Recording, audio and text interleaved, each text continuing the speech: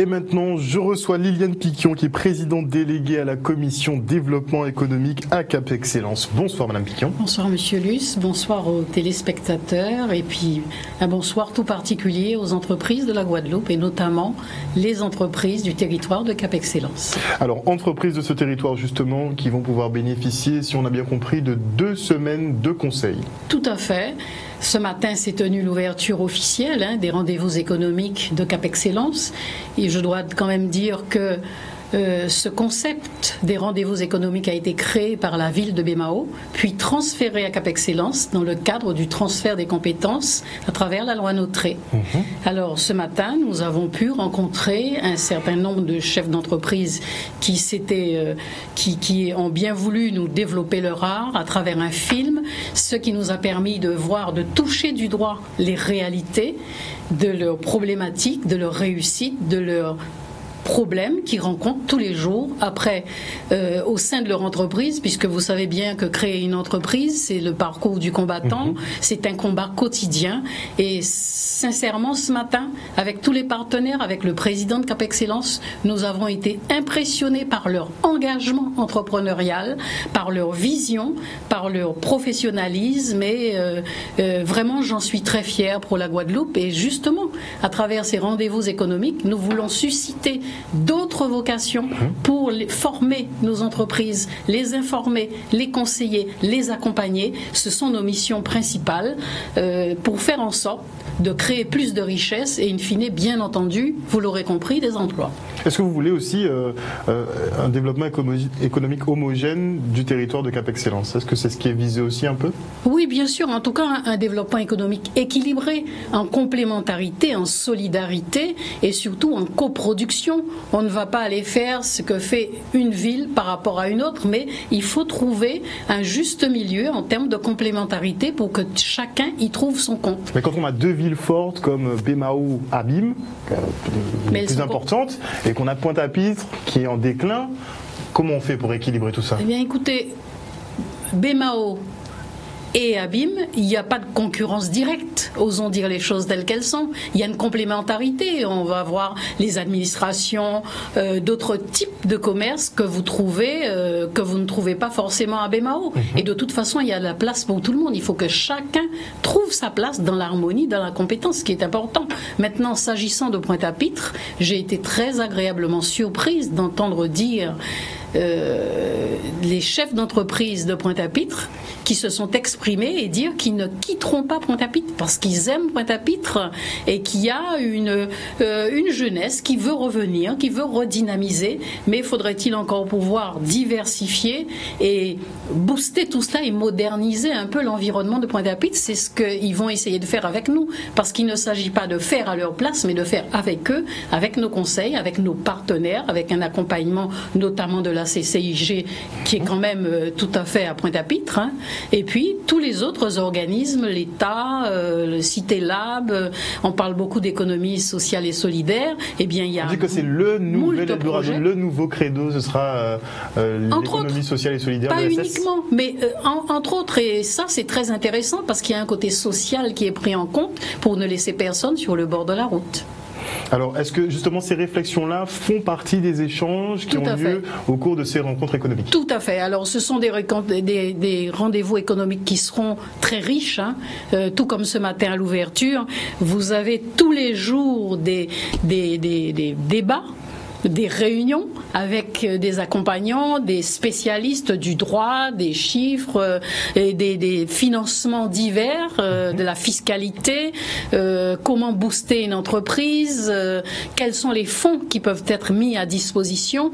Et ce matin, les entreprises l'ont souligné d'une manière générale, elles souhaitent tous une simplification des formalités administratives.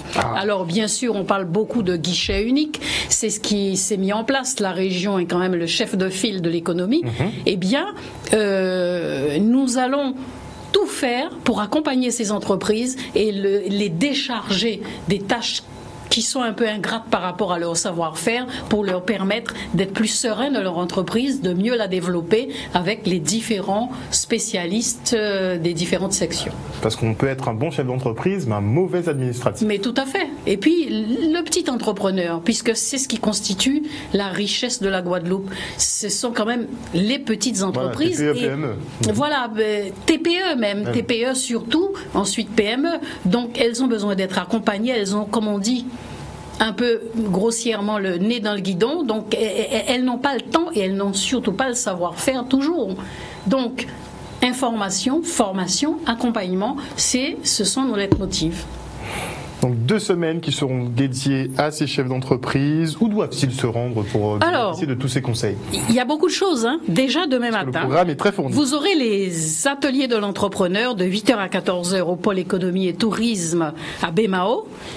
On va parler, le thème est le suivant, de l'idée à la création d'entreprise, à la structuration, financement, la transmission et la reprise d'entreprise. Et là, je m'en réjouis parce que laisser mourir une entreprise quand elle peut être reprise, c'est le cas de la librairie générale. Est-ce qu'elle ne peut pas toujours être reprise, justement? Est-ce qu'il ne faut pas prioriser justement le maintien de l'activité économique? Il faut prioriser, mais au cas où on ne pourrait pas, par exemple, ceux qui partent à la retraite et qui n'en peuvent plus, bon, il faut bien transmettre. Et c'est ce devoir de transmission. Comme vous dites, si on a réussi avec la librairie, puisque en général, c'est plutôt des schémas familiaux, bon, on fait des successions, mais là, c'est vrai qu'on a des jeunes. On a pris un jeune qui est très dynamique, qui est bien entouré, qui a des idées novatrices et qui veut aller de l'avant, et puis qui a embauché quand même un certain nombre d'autres jeunes. Et ça, pour nous, c'est une fierté, et avec les accompagnements financiers, les soutiens qu'il a eus. Et j'espère qu'on continuera dans ce sens-là. Et c'est un peu notre combat aussi, de faire en sorte que les entreprises ne meurent pas. Très bien. J'ai une bonne nouvelle. Voilà, donc mercredi, vous aurez des ateliers de l'entrepreneur, toujours au pôle économique et touristique, de l'idée à la création d'entreprise. Ensuite, il y aura une conférence débat sur laquelle j'aurais voulu beaucoup insister, qui va se tenir au pôle, à la bibliothèque Paul Mado à Bémao. Eh bien, c'est très important parce qu'il s'agit d'un entrepreneur de jouets traditionnels qui s'est vu enlever la possibilité de continuer son activité au motif qu'il n'était pas aux normes. Mais est-ce qu'il y a des normes pour nos jouets traditionnels? Est-ce qu'ils sont référencés quelque part? Nous sommes dans un cas spécifique. Ça a été justement l'idée d'évoquer ce matin la possibilité, avec l'aide de Victoire Jasmin, la sénatrice, de mettre en place des règles qui permettent de normer les activités spécifiques dues à nos territoires ultramarins, en l'occurrence la Guadeloupe. Et cela veut dire que ce monsieur Jean-Paul Kiko, qui va intervenir également à côté de monsieur Franck Garin, économiste, sociologue, et madame la sénatrice, vont exposer et voir comment ensemble on pourra mettre en place des normes qui concernent les créneaux spécifiques et qui n'existent ni en France ni en Europe. Et ce jeune-là, nous ne voulons pas qu'il ferme l'entreprise. Clairement. Il y a une question de patrimoine, il y a une question de développement économique local que nous tenons à tout prix à garder. Donc, mercredi soir à Paul Mado à 18h, j'invite les entreprises à venir soutenir cette action et comprendre un peu nos problématiques locales et spécifiques. Moi, je propose qu'on se rende effectivement du côté de cette première journée des rendez-vous économiques, de façon à ce que tout le monde puisse se faire une idée des conseils qu'ils peuvent y trouver. Et qui se tiendront du 4 au 15. On n'oublie pas, c'est pendant 2 semaines. Parfait. Merci beaucoup en tout cas, Madame Piquian. Merci.